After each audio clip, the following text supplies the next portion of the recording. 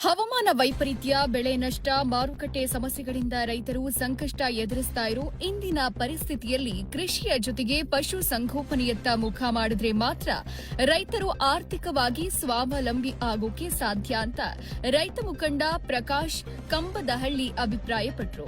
ಶಿರಾ ತಾಲೂಕಿನ ಬುಕ್ಕಾಪಟ್ಟಣ ಹೋಬಳಿಯ ಸಾಕ್ಷಿಹಳ್ಳಿ ಕುಂಬಾರಹಳ್ಳಿ ಗ್ರಾಮದಲ್ಲಿ ಆರಂಭಗೊಂಡಿರೋ ರೈತ ಸಂಜೀವಿನಿ ಹಾಲು ಶೇಖರಣಾ ಕೇಂದ್ರದ 101ನೇ ದಿನದ ಕಾರ್ಯಕ್ರಮ ಉದ್ಘಾಟಿಸಿ ಮಾತನಾಡಿದರು.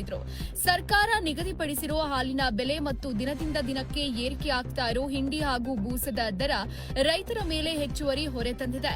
ಈ ಹಿನ್ನೆಲೆ ಮಧ್ಯವರ್ತಿಗಳ ಹಾವಳಿಯನ್ನ ಕಡಿಮೆ ಮಾಡಿ ಹಾಲು ಉತ್ಪಾದಕರಿಗೆ ನ್ಯಾಯಯುತ ಬೆಲೆ ದೊರಕಿಸುವ ಉದ್ದೇಶದಿಂದ ಸಂಜೀವಿನಿ ಹಾಲು ಶೇಖರಣಾ ಕೇಂದ್ರವನ್ನ ಸ್ಥಾಪಿಸಲಾಗಿದೆ ಅಂತ ತಿಳಿಸಿದರು.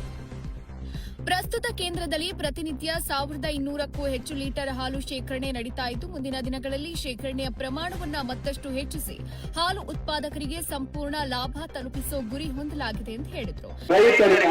ರೈತರಿಗೋಸ್ಕರ ರೈತರ ಅನ್ಯಾಯದ ವಿರುದ್ಧ ಸರ್ಕಾರದ ಮಟ್ಟದಲ್ಲಿ ನಾವು ಧ್ವನಿ ಎತ್ತಿ ಮಾತನಾಡಿ ಒಂದು ನಮ್ಮ ಸೌಲಭ್ಯಗಳನ್ನ ವಂಚಿತರಾಗಿರುವುದರಿಂದ ನಾವು ಸೌಲಭ್ಯಗಳನ್ನು ಕಿತ್ತುಕೊಳ್ಳಬೇಕೆಂದು ಈ ದಿನ ನಾವು ಇಲ್ಲಿ ಸಭೆಯನ್ನ ಸೇರಿರುತ್ತೇವೆ. ಮುಖ್ಯವಾಗಿ ಏನಪ್ಪಾ ಅಂದ್ರೆ ನಾವು ಹಾಲಿನ ಉತ್ಪಾದನೆಯಲ್ಲಿ ಇವತ್ತು ಒಂದು ಬೂಸ ಆಗಿರ್ಬೋದು, ಹಿಂಡಿ ಆಗಿರ್ಬೋದು, ಪಶುಗಳಿಗೆ ಬೇಕಾಗಿರ್ತಂತ ಸಾಮಗ್ರಿಗಳ ವೆಚ್ಚ ಗಣನೀಯವಾಗಿ ವಾರಕ್ಕೊಮ್ಮೆ 15 ದಿನಕ್ಕೊಮ್ಮೆ 50 ರು, ಕೆಜಿಗೆ 1 ರೂಪಾಯಿಯಂತೆ 3 ಬಾರಿ ಏರಿಕೆ ಮಾಡಿರುತ್ತಾರೆ. ಆದ್ರೆ ನಮ್ಮ ರೈತನನ್ನ ಕೇಳುವರು ಯಾರೂ ಇಲ್ಲ. ಯಾಕಂದ್ರೆ ಅವರ ಸರ್ಕಾರ ಮಾಡಿದ್ದೇ ತಿಂದು ಯಾವುದೇ ಕಾರಣಕ್ಕೂ ಕಡಿಮೆ ಇಲ್ಲ. ರೈತರ ಹಾಲಿನ ಬೆಲೆ ಮಾತ್ರ ನೀರಿನ ರೇಟ್ಸಿದೆ. ಎಷ್ಟಿದೆ ಹಾಲಿನ ಬೆಲೆ? ನೀರಿನ ರೇಟ್ಸಿದೆ. ಆದ್ರೆ ಹಾಲಿಗೆ ಬೆಲೆ ಇಲ್ಲ.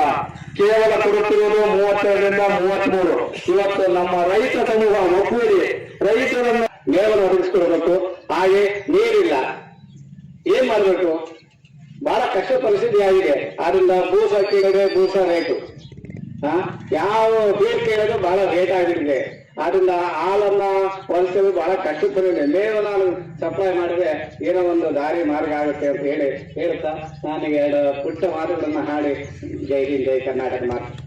ಕಾರ್ಯಕ್ರಮದಲ್ಲಿ ಮುಖಂಡರಾದ ನೆಲಮರಪ್ಪ, ದಯಾನಂದ, ಸೋಮಶೇಖರ್, ಭೀಮರಾಜು ಸೇರಿದಂತೆ ಸುತ್ತಮುತ್ತಲಿನ ಗ್ರಾಮಸ್ಥರು ಉಪಸ್ಥಿತರಿದ್ದರು.